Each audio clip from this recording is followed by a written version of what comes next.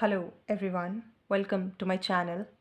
मेरा नाम अक्षिता है और आज के इस वीडियो में आपको बेसिक कंप्यूटर मेमोरी के कंसेप्ट्स पढ़ाऊंगी जो आपके आने वाले फर्दर एग्ज़ाम्स में हेल्प करेंगे। ज़्यादा डीप नहीं करेंगे, बेसिक बेसिक करेंगे ताकि इजीली समझ आ जाए। तो ये है कंप्यूटर मेमोरी का चार्ट। बहुत सिंपल सा चार्ट है, बहुत ईजीली आपको समझ आ जाएगा।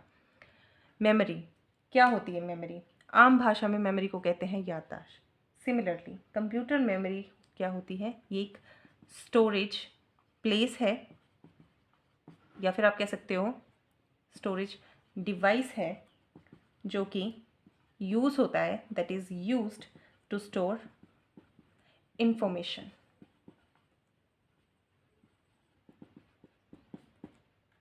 कंप्यूटर मेमोरी जो है वो एक स्टोरेज डिवाइस होती है जो कि यूज़ होती है इंफॉर्मेशन को स्टोर करने के लिए।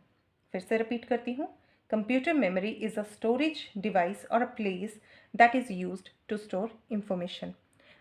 दो तरीके की होती है computer memory, primary memory and the secondary memory. Primary memory जिसे हम मेन मेमोरी भी कहते हैं, टेम्परेरी मेमोरी भी कह सकते हैं, and the secondary memory is called as auxiliary memory.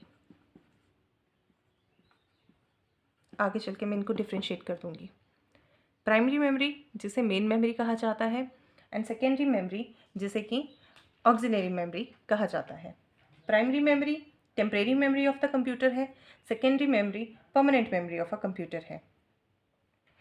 Primary memory इसका साइज हमेशा स्मॉल होता है, स्मॉल इन साइज, ठीक है।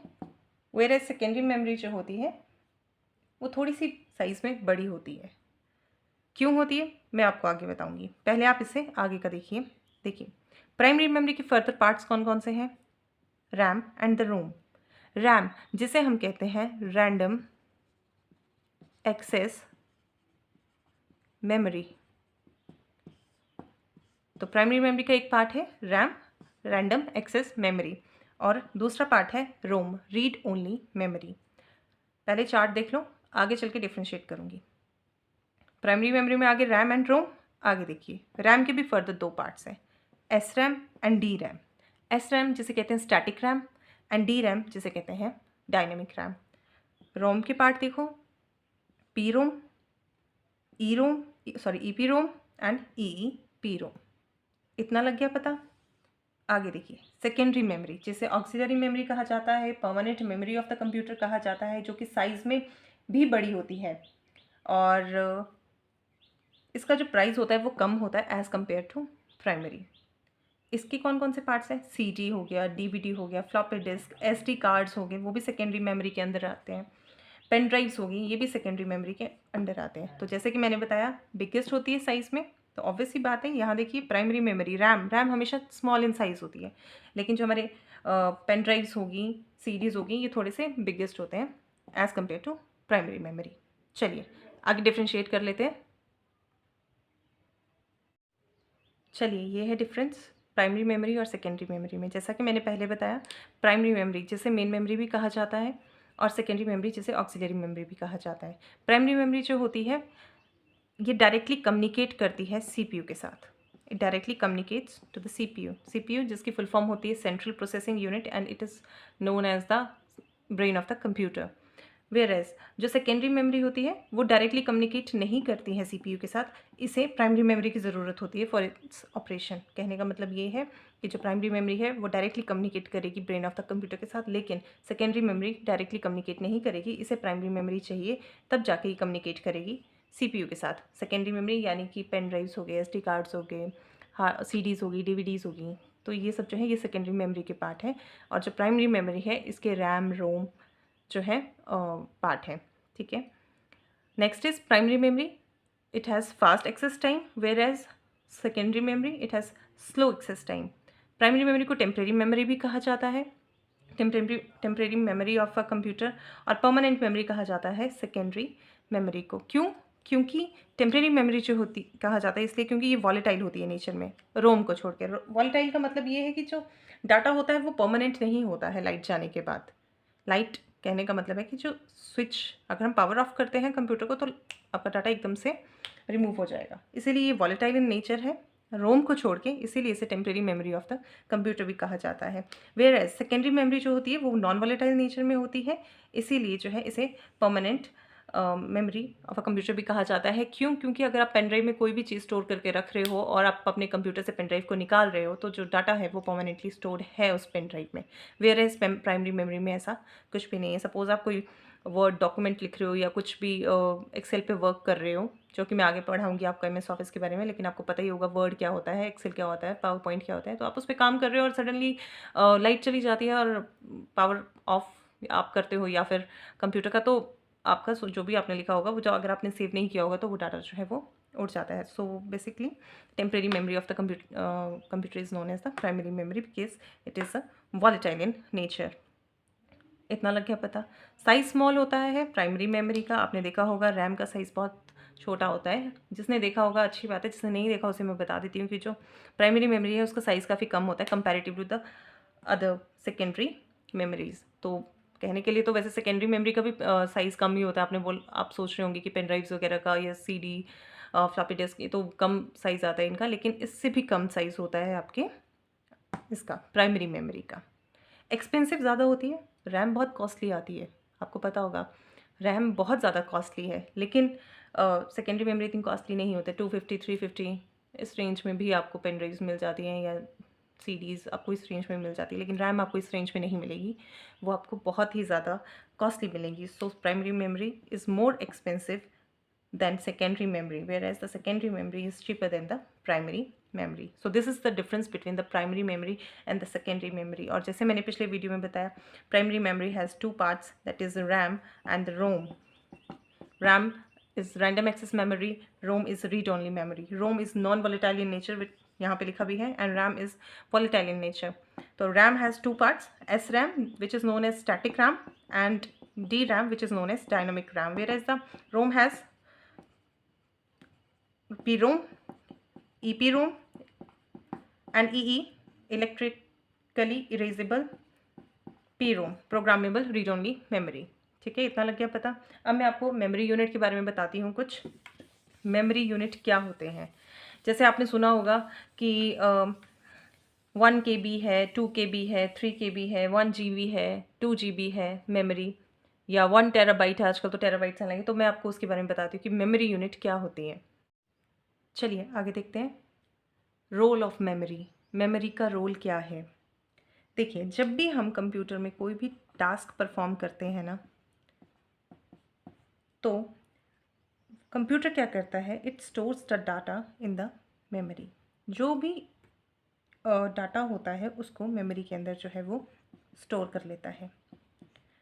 तो जो डाटा जो है, जो कि स्टोर हुआ होता है मेमोरी में, वो होता है 0 और 1 की फॉर्म में। यानी कि कंप्यूटर को 0 और 1 की भाषा समझ आती है। कहने का मतलब सिंपल है। हर 0 और 1 को कहा जाता है बिट, जो कि एक स्मॉलेस्ट यूनिट ऑफ इंफॉर्मेशन है।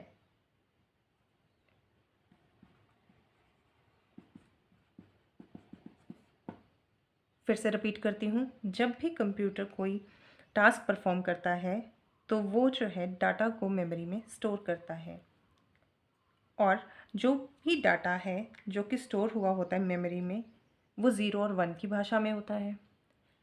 कहने का मतलब है कि कंप्यूटर को 0 और 1 की भाषा समझ आती है। सभी 0 और 1 को कहते हैं बिट, जो कि स्मॉलेस्ट यूनिट ऑफ मेमोरी है। यानी कि स्मॉलेस्ट यूनिट ऑफ मेमोरी है बिट, 0 और 1। सिर्फ दो वैल्यू होती है बिट में, 0 और 1। कंप्यूटर कौन सी भाषा समझता है? Binary language.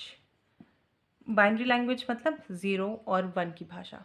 जैसे हम आम इंसान है ना, हम समझते हैं हिंदी, इंग्लिश और भी कई सारी लैंग्वेजेस हैं, हम वो समझते हैं, लेकिन कंप्यूटर जो है वो बाइनरी लैंग्वेज समझता है, 0 और 1 की भाषा।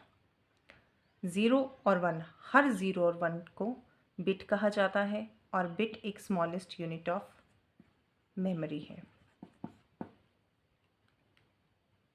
अब चार्ट देखिए इधर, इतना आप समझ गए? देखिए, बिट एक स्मॉलेस्ट यूनिट है, 0 और 1, इसमें सिर्फ दो ही वैल्यू आती है, 0 और 1 की। इसके बाद आता है बाइट, जो कि कॉम्बिनेशन होता है 8 बिट्स का, जो कि एक पर्टिकुलर सीक्वेंस में अरेंज किए जाते हैं। लेकिन बिट के बाद और बाइट से पहले एक आता है निबल, जो कि कॉम्बिनेशन है 4 बिट्स का। यहाँ नहीं देखना है, अभी इधर मत देखिए, अभी सिर्फ आप यहाँ देखिए। बिट 0 और 1 दो वैल्यू हैं इसमें, और कंप्यूटर कौन सी भाषा समझता है? बाइनरी लैंग्वेज यानी 0 और 1 की भाषा। तो स्मॉलेस्ट यूनिट ऑफ मेमोरी है बिट 0 और 1। उसके बाद आता है निबल, जो कि कॉम्बिनेशन ऑफ 4 बिट्स होता है। उसके बाद आता है byte, the combination of 8 bits that are arranged in a particular sequence. It's called byte. बहुत बेसिक सी चीज़ है, बहुत बार क्वेश्चन पूछा जाता है निबल से रिलेटेड, क्योंकि ये सब तो सबको पता ही होता है, KB, MB, GB, TB, ये सबको पता है। बिट भी पता होता है, बाइट भी पता होता है। बिट शायद कम लोगों को पता होता है, पर बाइट तो मैक्सिमम को पता होता है। अगर कुछ पता नहीं होता तो वो निबल का। So nibble is a combination of 4 bits, bit, nibble, byte. Next memory unit is KB। KB मतलब किलोबाइट। 1 किलोबाइट जो है वो 1024 बाइट्स के इक्वल होता है। 1024 बाइट के कॉम्बिनेशन को हम बोलते हैं kilobyte. KB means kilo byte. Next आता है MB, megabyte. 1 MB is equals to 1024 byte. Next है GB, गीगाबाइट। गीगाबाइट भी 1 gigabyte is equals to 1024 megabyte. Next आ गया TB, terabyte. 1 terabyte is equals to 10 TB, sorry it's GB, 1024 GB। तो ये क्या है हमारे bit, nibble, byte, KB, MB, GB, TB, ये है हमारे मेमोरी यूनिट्स।